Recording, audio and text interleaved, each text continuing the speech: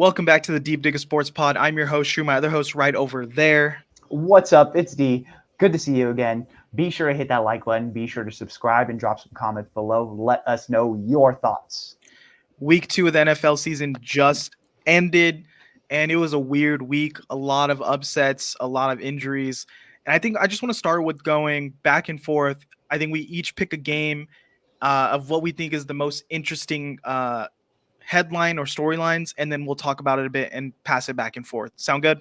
Sounds good to me. So I'll open it up. The Bills-Dolphins game. Tua, of course, dominated the storylines for about 2 days until Sunday came around. Still, people were talking about it, saying he should retire. He's definitely not going to retire. But even before that injury, Tua was looking really bad against the Bills. He's had two interceptions, I believe, up to that point, struggling. Even the Dolphins were not wanting to throw the ball anymore. They ran it like 6 times in a row until it got to a third down, and then they had to throw it, and they didn't get it, of course. So all this going in where Tua not looking good in a big game, struggling in the playoffs, not staying healthy. Like, where do the Dolphins go from here? Well, I don't know if you've seen, they did actually trade for a quarterback this week. Snoop Huntley, Tyler Huntley, for those who don't know. But well, yeah, I think that's going to be a very, very interesting dynamic because we know that this is a guy that can play. And I think that he is a guy who is very dynamic. And I think that he's excited to get into this Mike McDaniel's offense and really show what he can do, not only to the Dolphins, but to the rest of the league. I am a bona fide starter. And so, first off, like with the Tua situation, it is sad to see. Obviously, first and foremost, he is a person. He is someone who is a father, a husband, a friend. And I really suggest you go watch the clip with Manti Te'o, who knows personally Tua, and how he talks about his own experience with concussions and how like he wants Tua to stop playing, but it doesn't come like as preachy or anything like that. It was a very, very well thought of speech, and I really suggest that you take a look at it. If I'm the Dolphins, I'm like, what else can we do for you? Because he's already come out and I believe he's already said that he is not retiring, that he's not going anywhere right now. He's going to focus on rehab and getting better and how to protect himself. But one thing that concerned me last year was that hearing that he had to take jiu-jitsu classes in order to learn to protect himself better, falling down and things like that. And one thing that I forgot who it was. I think it might have been Phillip Rivers was talking on an interview, and he was like, that should be concerning because that's something that you learn in Pop Warner, in junior high, in high school, even at the college level. If you don't have that much experience, that you learn those things, how to get hit and how to protect yourself and how to like make sure that your body sustains the least amount of damage. So for you to learn that in the NFL, that's not going to work because these guys, it's a faster game. It's bigger bodies. It is stronger guys. And that's just something that you shouldn't be learning at the NFL level. You should be learning moving like at the younger age. And something that's really concerning with Tua playing again is once you get knocked out, it's a lot easier to get knocked out again and then again and again. And I mean, just go watch like your favorite UFC fighters who are getting towards the end of their careers, like a little chip shot, and now they're blacking out. So Tua didn't even get like a crazy hit put on him by DeMar Hamlin this time, and it wasn't helmet to helmet. He didn't really try to like forcefully hit him with all like his strength. It was a helmet to the chest, and he went out. And looking back on the other concussions Tua had in the NFL, he's flopping around. Like a lot of these shouldn't have been concussions, where he's just literally going full all the way straight to his back, head slamming on the ground. There's even one where he's going forward, turns his back to the ground, and flops his head backwards. And it's just like, man, these are so avoidable, but he just turns into like spaghetti when he gets touched, and he's flopping the back of his head straight into the ground. Yeah, and it's just unfortunate, you know what I mean? And I don't think that I don't know if that's something that you could teach, like realistically, if like because ultimately when it comes down to it, it's instinct.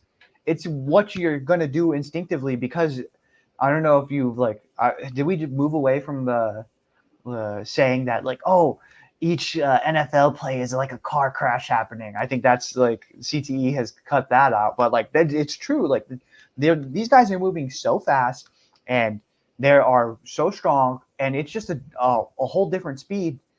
You're on instinct. What if he played with a Guardian cap? Okay, I think that doesn't solve the fact that you're yourself is. You know what I mean? Yeah. All right. You want to pick the next game? Yes, I will go ahead and pick. Oh, all right. Derek Carr and the Saints. Are they for real? Is this like a real? Is this a real thing? They have in each drive that Derek Carr has played for the Saints this year, they have scored a touchdown.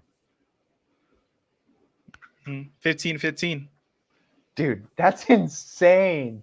They blow out the Cowboys 44-19. Like, and this was a Cowboys team that everyone was feeling good about after they demolished the Browns. Like, this is if they are going to continue to score, even if they drop it down and they're scoring 28 to like 35 points a game, this is a force to be reckoned with, especially in an NFC South that realistically the only other contender is going to be the Buccaneers. Yeah, and I mean the Bucs are looking good, but I think the Saints have so much talent too. It's crazy. Kamara kind of got forgotten about, and now they have Jamal Williams back there. Shaheed is a guy that I noticed last season who I picked him up in fantasy, and he's balling out.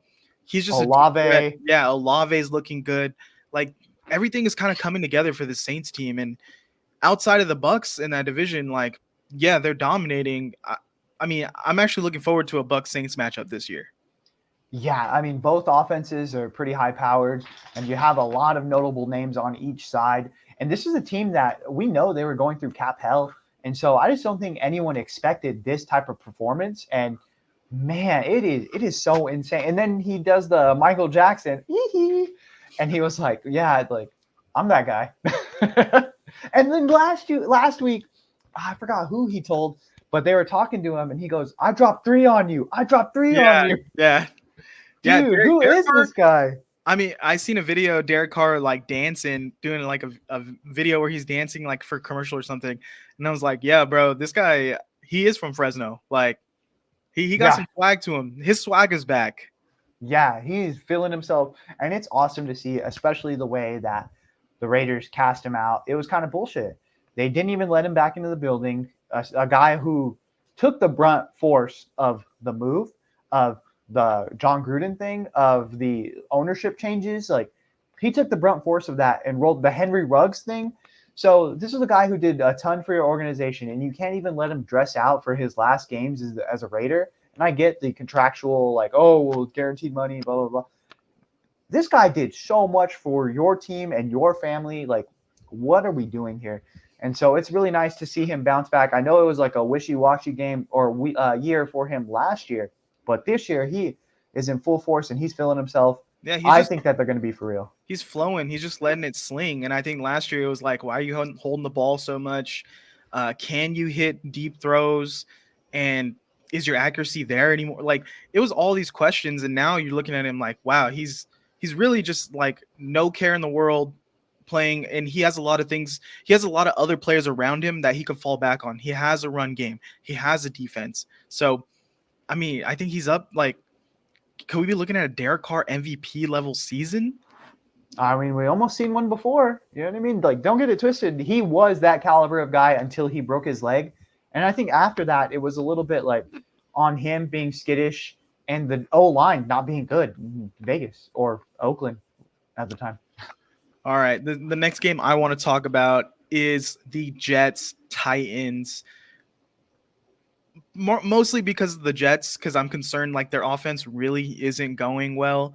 By the standards of like, I thought they were going to be crazy explosive. It took them like half of that game to really start to get points on the board and get flowing. Braylon Allen started, emerge as the number 2 back for the Jets. Breece Hall still doing his thing. Aaron Rodgers not looking as mobile. So Duh. before we get into the train wreck that is Will Levis, what are you seeing about the Jets? And it looks like they could probably use like a pass rusher. And Jermaine Dude. Johnson, their DN goes down. Yeah. So they have this guy that's just kind of sitting there. He's losing like $8 million a game. Like, it's crazy, like what he's losing right now. Sign him to the deal or do something, but get this guy on the field. Get after it, because your offense needs help. And this is the same thing last year. Like, they really thought, hey, our defense dragged us to wins last year. We need an offense that could really back us up. We're going to maybe be able to put our foot off the gas. No, you're going to have to load up on defense again. Go out, strike a deal with this guy, get it going, because Aaron Rodgers is going to need some time, I guess, to look back to form if he ever gets back to being that guy. Yeah, and I mean, they were saying the same thing about Kirk Cousins a week ago, and look what Kirk Cousins just did. So I'm sure Aaron Rodgers could snap back into it at a certain point, but he just doesn't look the same in the pocket, moving around. He's kind of getting rid of the ball quick on some of these throws. I don't know. The offense feels just stagnant to me. And that's why I really like Braylon Allen coming in and just adding some kind of juice to that offense. Like, I'm almost like, give him some more of Breece Hall's snaps, because he is just like, Breece Hall is getting production, but you're not really feeling the impact right now. Braylon Allen came in, you felt that impact immediately. And so I think they're going to work it out, but I don't know about Hackett. I don't know about this guy. But he's friends with Aaron Rodgers. All right, Will Levis, the coach is fucking done with him. Did you see after the game talking about Will Levis? Just like, yeah, I don't know what the fuck's going on. Like, He was like, yeah, it was probably after he did something stupid. They asked him about it. Yeah, it's probably after he did something stupid. And he was like, he's an adult. He knows what he did is wrong. Realistically, he cost us 3 points. That ended up coming back to bite us in the ass. So that's on him. And I was like, dang. Especially, like, did you see after? I thought when Will Levis made that stupid play, he like jumped up out of the pressure, and as he's falling down, the ball comes out. I thought Will Levis fumbled that ball. No, Will Levis was attempting, as he's about to hit the ground, to throw it back 5 yards to get what, a yard maybe? Like, that's what they're saying. Like, the same thing happened last week where he's falling down into a sack and is trying to get a 3-yard completion. Like, this guy turns into such a clueless human being when pressure is around him. And after that play, you see the coach on the sideline be like, what the fuck was that? Yeah. Yeah. So, I mean, if Will Levis is not your quarterback, you're 2-0, I think. I think so. But also, he did have a really crazy pass in that game that got them another 6 points. So you take the good with the bad. It's must watch. Like, I gotta see the highlights to the Tennessee game. I'm not sitting there for the whole thing, but I'll watch the highlights. I'll take the L because I was real high on Will Levis coming in this season, but I should have trusted my gut from a year ago that I don't believe in him. I mean, he shows flashes, but he shows like some really bad flashes in others instances. So entertaining nonetheless. All right, what game you want to talk about next? Let's go ahead and hop over. The Raiders get a win over the Ravens. How crazy is that? I would have never guessed in a million years that they would win this game. What's going on with Lamar and the Ravens right now?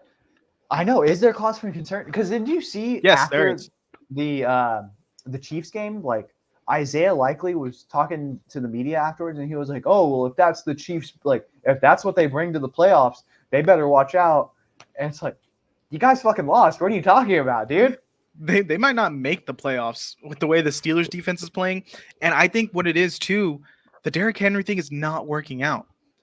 Like, you would have thought bringing Derrick Henry into this run heavy offense with Lamar Jackson next to him. Oh yeah, they're going to run the ball. When Derrick Henry comes in, you're forcing Lamar to go under center, and the defense knows, crowd the line, they're going to run it. And then Justice Hill comes in and they're like, oh, play some zone, they're going to throw it.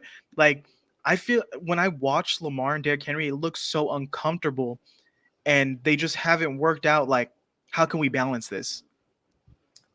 I also don't like Lamar losing weight in this offseason. I think that he's a guy that they do powers. They do a lot of him running. I want that weight on him to be able to take those hits and to be able to drive forward.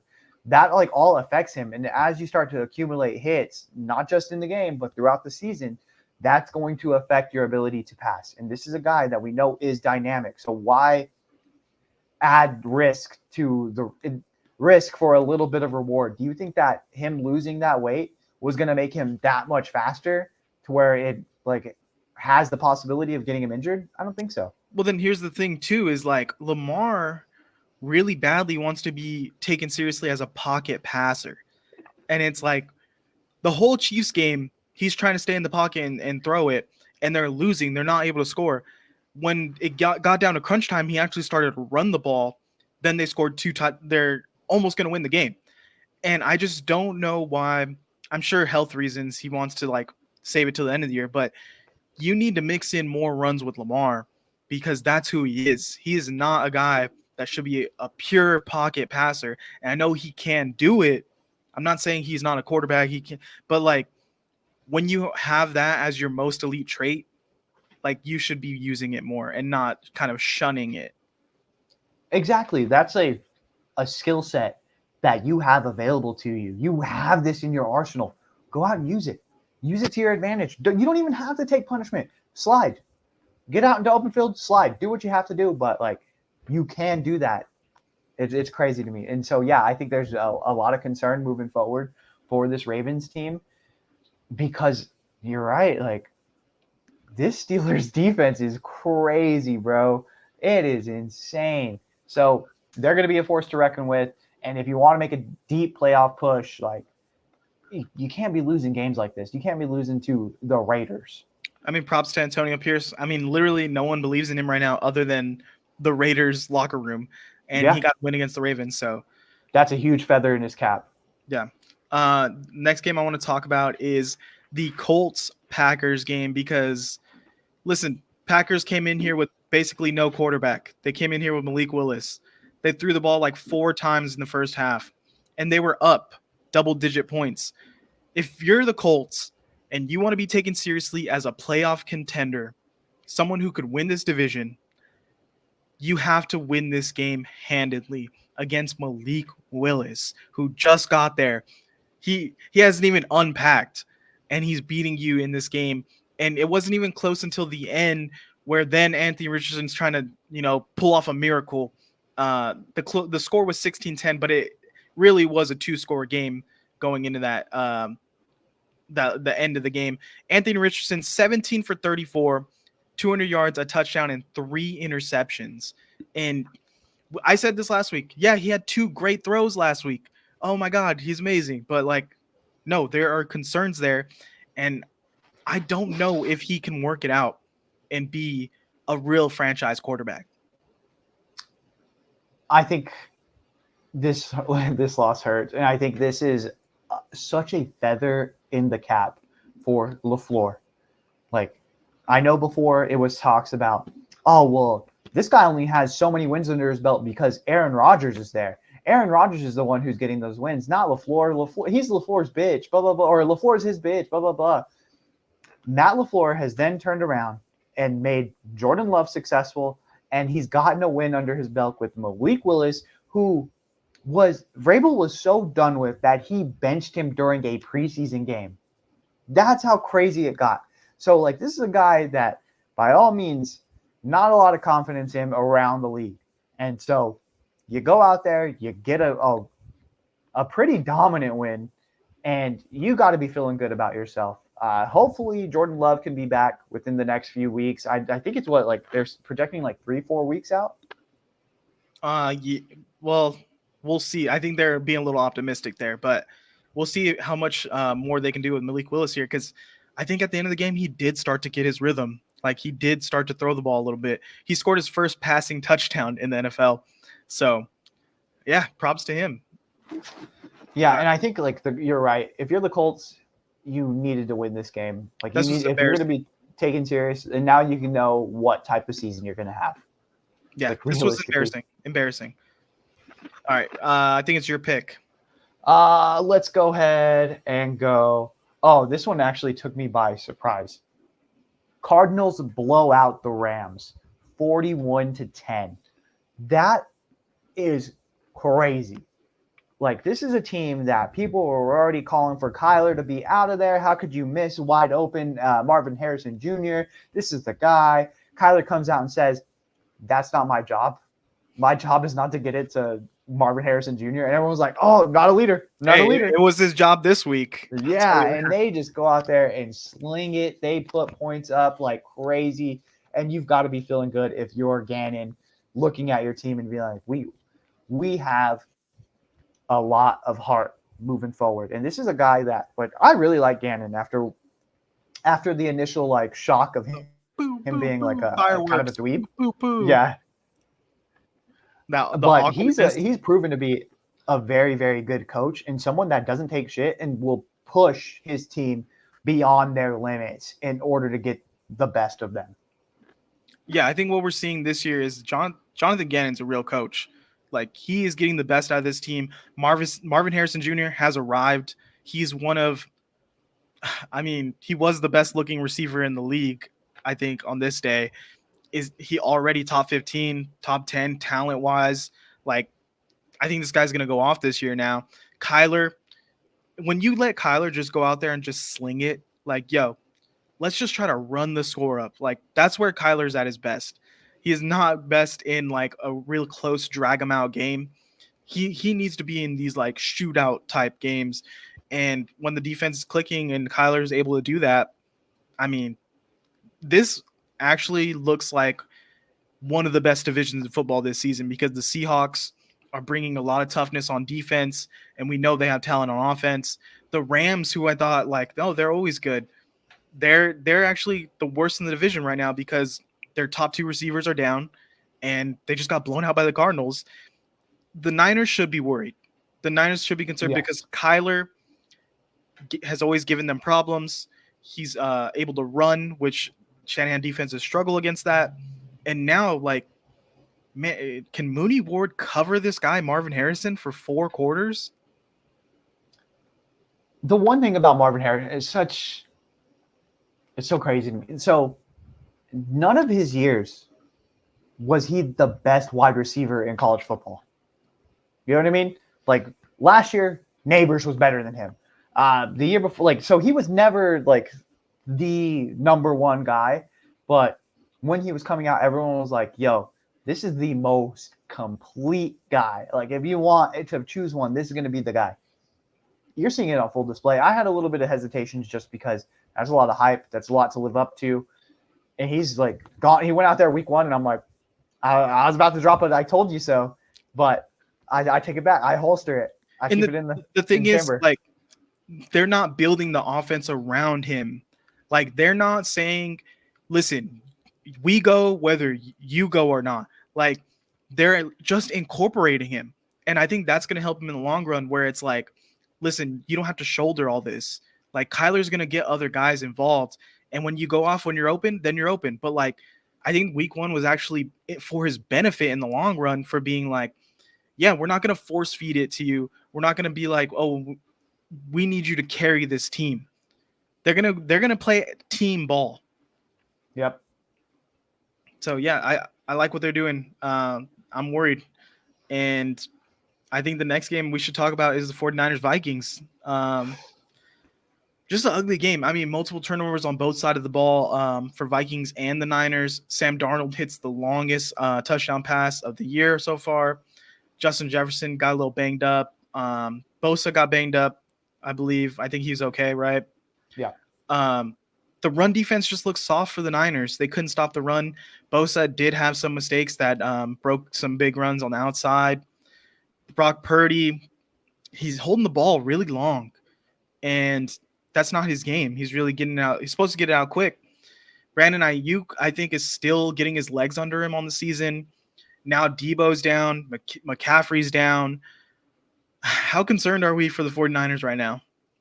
Well, behind Debo and Brandon Ayuk, it's Jawan Jennings, who is a very, very good number 3, but he's not a guy that's going to get open. You know what I mean? He's a guy that's going to fight through to make the catch, but he's not a guy that's going to get open. Who else do you have in that wide receiver room that can go out there and be like, okay, I'm going to run around, I'm going to create separation, I'm going to get this. Not a whole lot of people. So it's like you're very limiting yourself just because you're so top heavy on that. I like the utilization of George Kittle, but I don't think that every week is going to be a George Kittle week just because you do have struggles on that offensive line. You do use him as a sixth offensive lineman. So some weeks he's going to have to just stay back and block. And so that's a little cause for concern. Without Christian McCaffrey, there's no backup running back now. Garindo has already proven that I don't think that he's got it. I don't think maybe he gets better throughout the season, but behind Jordan Mason, there's not a whole lot there. Maybe you elevate Breida and get him slots and see what he can do because it's been a few years removed since he's been in this offense. It's just right now on the defensive side, they just got to figure it out. Let's figure it out because maybe Kevin O'Connell just has Kyle's number and this defense's number because we do see that in the league sometimes. There's those guys that we know when we go up against X matchup, I got this. Don't worry. And maybe O'Connell's just one of those guys. Yeah, here's the thing with the 49ers offense right now too. They are kind of scrambling putting these pieces together because all training camp, Brandon Ayuk's not there. You have McCaffrey, you have Ricky Pearsall running with a lot of the ones, and then you take away Pearsall, you add in Ayuk, you take out McCaffrey. Like now everything's so jumbled up and there's no cohesion in what they had been working on. So now it's like, okay, on the fly, let's get people involved who like we're not used to working with. And I think now they need to go to like a Jacob Cowling. They need to go. Jawan's going to be basically the number one until Ayuk gets up to speed because he didn't play in any training camp, no preseason. Yep. Can we get Ricky Pearsall back soon and get him involved? Like it's really going to be a battle of trying to get the offense going. And you don't even have that run game to rely on because what you're going to do 30 carries a game for Jordan Mason and then he's going to get hurt. Like you don't have McCaffrey to fall back on. So it's a little concerning, but I think the talent is there on the defensive side of the ball for sure. And they have some easy games coming up. So I'm not fully hitting the alert button, but like probably a 4 out of 10 right now. Yeah. And I mean, you got to think like this is a team. It does make sense because they played a lot of football last year. They played in a lot of big games, and I think there is something to be said about a Super Bowl hangover, you know? Yeah, and I think that's all we have time for to talk about today, but I do want to say this Eagles game, losing to the Falcons, ridiculous call to throw it to Saquon at the end. I just wanted to say, but we don't have to talk about this game. The only thing I want to talk about is pre-game Dallas Goedert saying, you know why they invented sidewalks? Because not everybody was made for the streets, and then going out and losing to the Falcons. Oh my goodness. That is the best clip of the NFL season right now. How are you going to say you're for the streets and then lose to the Falcons? I like the rant that Kyle Brandt went on earlier today where he was talking about like how the E and ESPN stood for Eagles. He was like, they wanted them to win so bad. Like it was there. Everyone's like going for Eagles. Kirk Cousins can't perform in prime time. And what does he do? He lights you up in 3 plays, dices you up, and gets the team into scored position. Like, it's true. All right, well, that's all we got for today. Make sure you guys like, comment, subscribe, and we'll be back for more NFL news and college football. So, see ya. All right, later.